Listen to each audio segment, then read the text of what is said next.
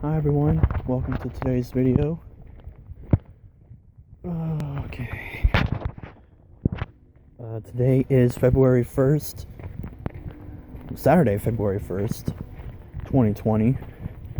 It is just almost 2:15 in the morning. There's a car coming down the street.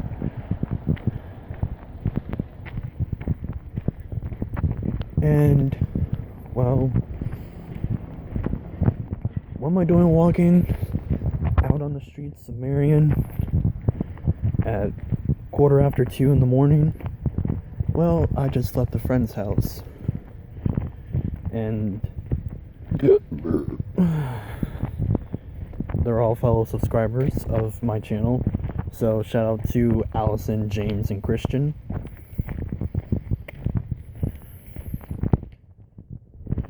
Oh god, I gotta pee. I should have peed before I left.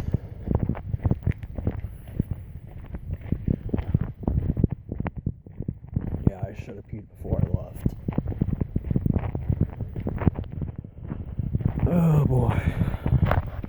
So my phone's at 66%, and I think I'll be fine. Oh god, that means I got some Taco Bell waiting for me. Nacho fries are back. From what I'm told, they're back for about 7 weeks. Because I got friends that are, close to the people of not McDonald's, but Taco Bell. God damn, I can't even talk. But yeah, they said that the nacho fries will be at Taco Bell for about 7 weeks. They're about $1.50 a piece.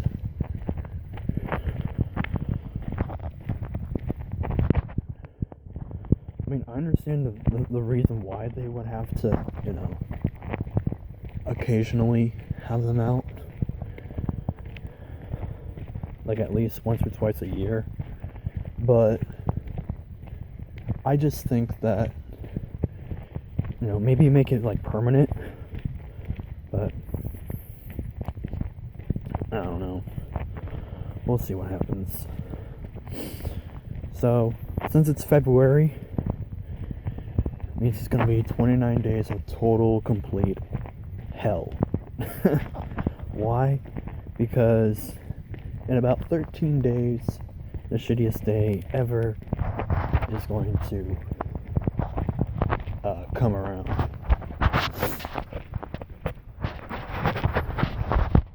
That's right. Valentine's Day.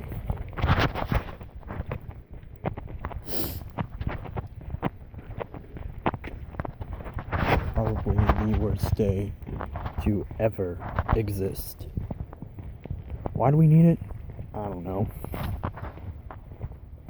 Once again, sorry you can't see me unless if it's, certain spots where there's a street light, like the one coming up here.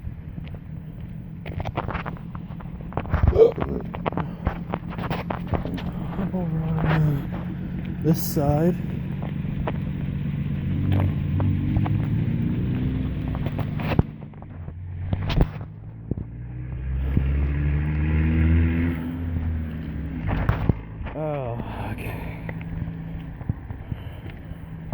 So, when was the last time I consumed caffeine? I would say around 9. 9, 10, 11, 12, 1, 2, 3. So in about another hour, I'm going to start shutting down. And I think that's what I'm going to let myself do.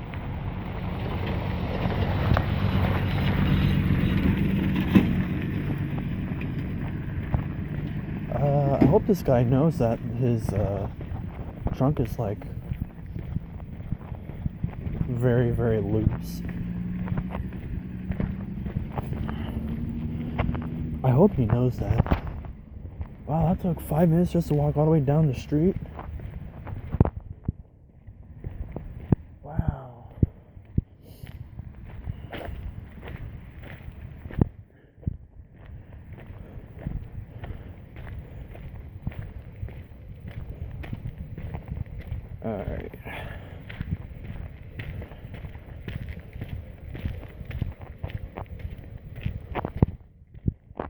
So,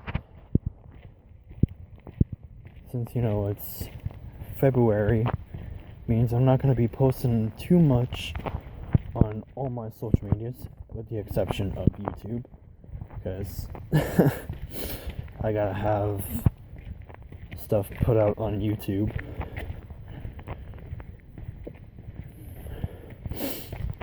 I mean, of course, you guys won't see this until, long after February, but, you never know. Oh, I don't have Pokemon Go up right now. God damn it. Because I just passed a gym where I have a Muck at. Muck is a poison type, and it's the evolved form of Grimer. It's a Gen 1 Pokemon. This church right here is a Pokestop.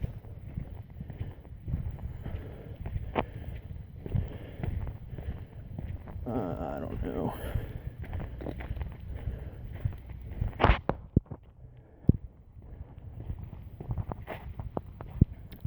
Here's the thing. When it comes to Pokemon, I know I've made videos about this topic quite frequently, but I mean,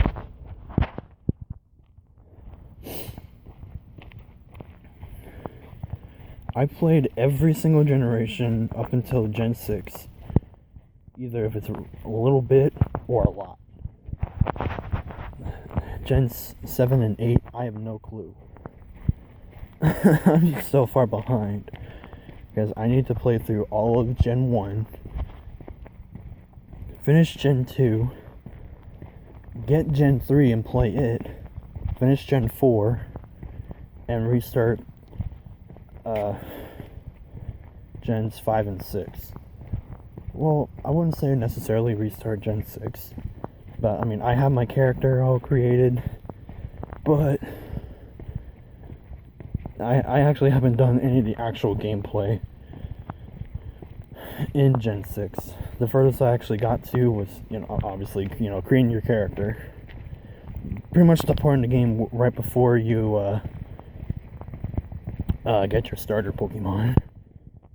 Which I don't even know who to pick for my starter in Gen 6. I won't jump into Gen 6 until I finish at least 3 generations. I'm almost done with Gen 2 and Gen 4. I'm going to be covering Gen 1 on my channel here sometime soon. So yeah, stay tuned for that. I'll be doing Red.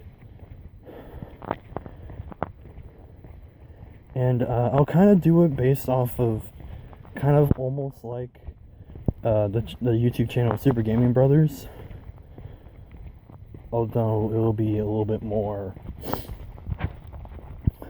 what's the word I'm looking for? Calmer? Or something? I don't know.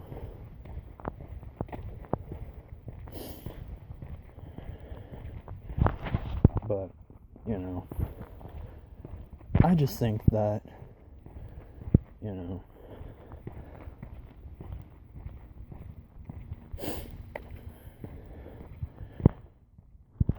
here's the thing, when it comes to, starters.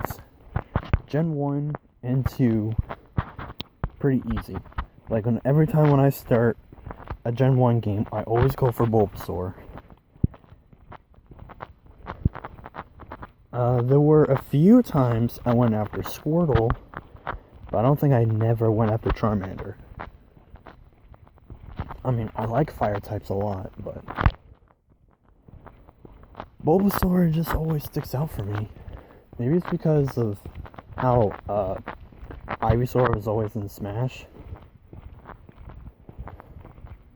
I mean, Ivysaur itself was only in 2 Smash games. First introduced in Brawl with the Pokemon Trainer along with Squirtle and Charizard. And then again in Smash Ultimate. Which, by the way, on the day this was recorded, The other day they announced that they're going to be doing another round of Battle Pass, because since it's February, because they did 6 DLC characters from the game's launch of December of 2018 until February of 2020.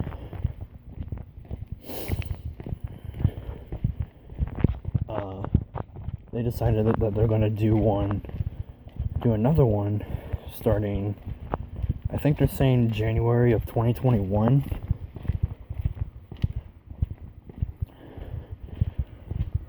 But anyways, Gen 2, I always go for Cyndaquil. I never go after Chikorita or Totodile. Well, honestly, see, the way how the starters are is just like, there's some really good grass types, water types, and fire types. It's that it's so hard to have your starter be like one of them, unless it's like a certain game.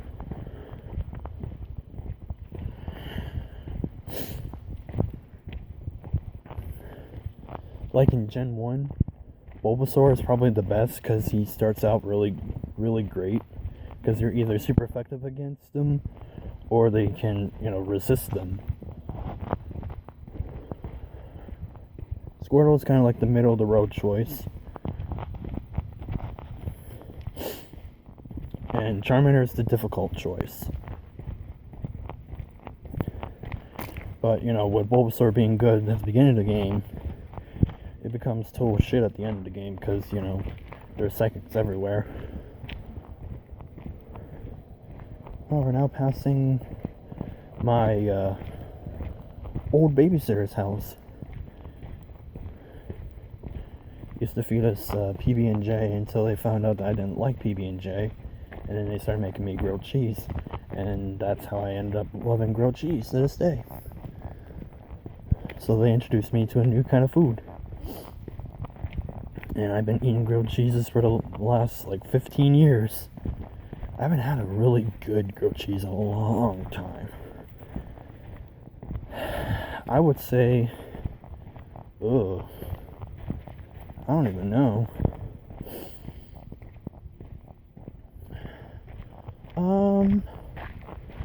But yeah. For Gen 2, Chikorita is the difficult choice. Totodile is the okay choice. Cyndaquil is the best choice. So, and plus, Typhlosion. With it being a pure, yeah, sure, it's a pure fire all the way through. It's pretty much like Charmander, but only in another generation, but as a different form. And of course, when it's fully evolved, it doesn't gain a second type. That's one thing why I don't like the Gen 2 starters. Because when they evolve, they're not they don't gain an extra type, which helps them out or weakens them down or something. But for Pokemon like Bulbasaur, that's the grass and poison type, if you start out with Bulbasaur, it would have been your first Pokemon to have 2 types, no matter what. But if you didn't choose it, if you were going if you chose Squirtle or Charmander, and you're at the beginning of the game and you want a dual type, you got to go after either a Pidgey, a Spearow, maybe a Weedle, or your fully evolved Butterfree.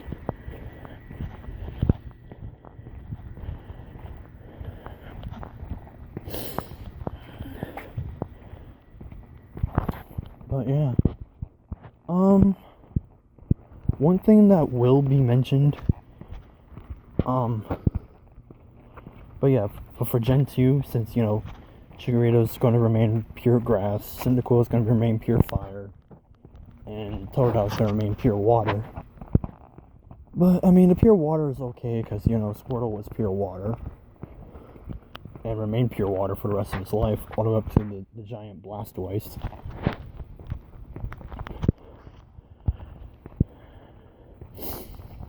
Gen 3. Gen 3, I have no idea who to pick for a starter. So you have your grass-type Trico,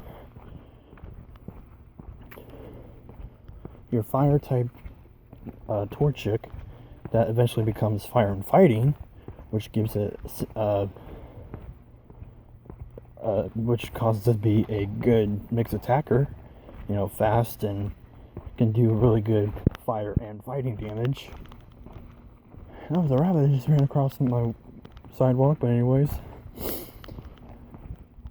And then you have Mudkip, which becomes fully evolved as a water and ground type, having only one weakness, grass, which is really, really good.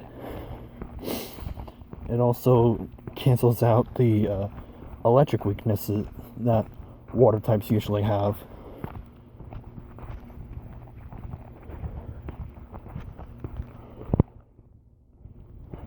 Which are, Mudkips are usually good, with special attacks.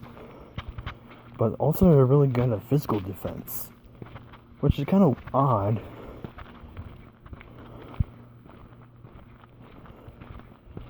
Or was it special defense?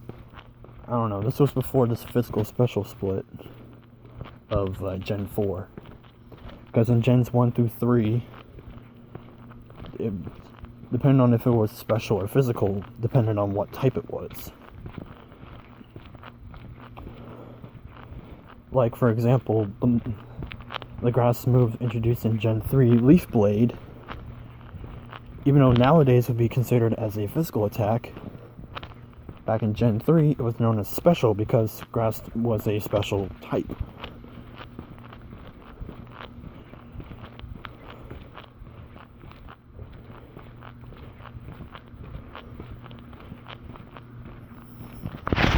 And when Diamond and Pearl came out, they pretty much just fixed everything. And speaking of Diamond and Pearl, let's talk about Gen 4. Gen 4, the three starters are, you have your grass starter, Turtwig, which eventually becomes a grass and ground type, which gives it a 4 times weakness of ice, which ice is a very good type, especially when you're going up against dragons.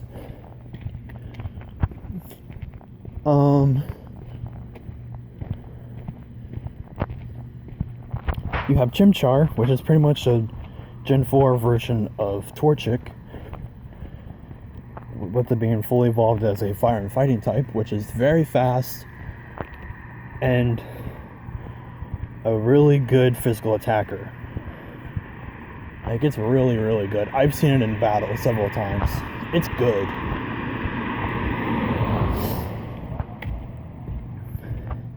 And then you have your water starter Piplup, which becomes a very good, odd, defensive water and steel type. And also I should mention that water types are usually pretty bulky. With Piplup's final evolution, Empoleon, it's bulky and defensive. I like it so much that it's my starter in Diamond and Pearl. And as a fun fact, I'm on the same save file of Diamond for literally like the last 5 years. It's ridiculous. I've been on that same save file for years. And I'm trying to, like, I have pretty much the game completed. Although, there's a few things I still need to do. I need to defeat the Elite Four, beat the champion, and then use the Master Ball, catch Giratina, and that's pretty much it.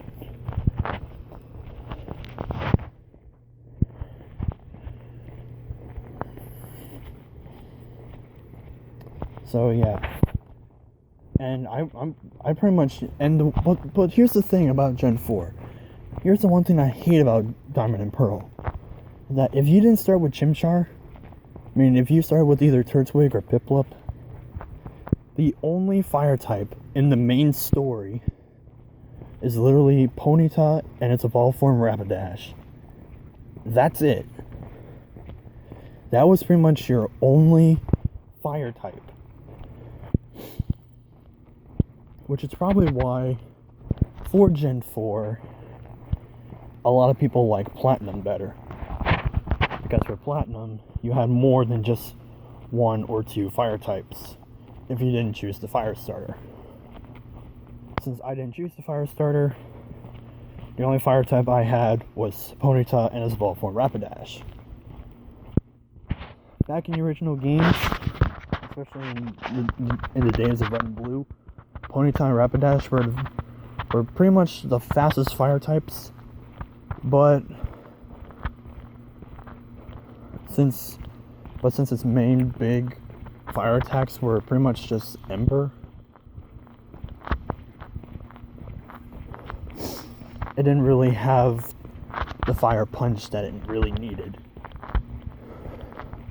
And plus, it had a really, really good attack stat. And, of course, no good fire moves to back it up. All I had was pretty much Ember. That was pretty much it. Okay. We're now coming up to the very tip edge of the factory here. And we're now entering Hucklebuck. Like the territorial area of Hucklebuck, of my hometown. Oh, I have to pee. So yeah. That's just the only thing I have against Gen 4. That there's only one fire type if you don't choose the fire starter. And since I didn't choose the fire starter, I don't really have much diversity when it comes to a fire type. But there is a diversity when it comes to what non-fire types can learn fire moves. Like I have a Stuntank that has Flamethrower. Oh, it's perfect. I like to think it likes to shoot it out of its ass. Because, it's like a giant, skunk Pokemon. But, But, I mean, it makes sense, right? It's a poison and dark type. Which are pretty good types. Dark is kind of a weak type, but poison's I guess poison's also a weak type, but it's mainly for, like trapping your opponent. I guess dark are as well.